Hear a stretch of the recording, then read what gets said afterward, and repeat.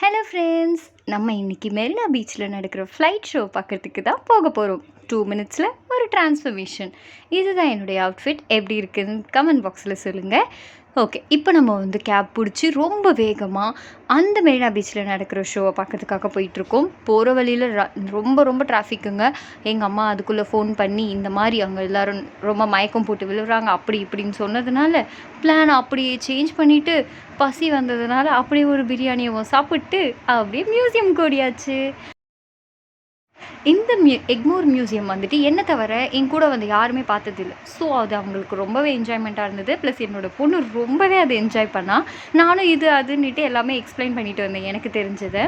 நாங்கள் அப்படி போயிட்டு இருக்கும்போது டைனோசர் ஷோ போட்டாங்க. டைனோசர் சும்மா மிரட்டுச்சுங்க எல்லாத்தையும்.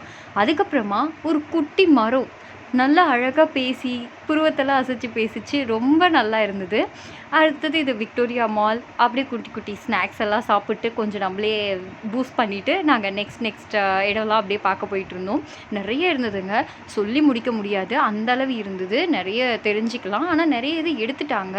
நிறைய ஷோஸ்லாம் இது குட்டீஸ்க்கான ஷோஸ் எல்லாம் இருந்தது. ரொம்பவே என்ஜாய் பண்ணோம்.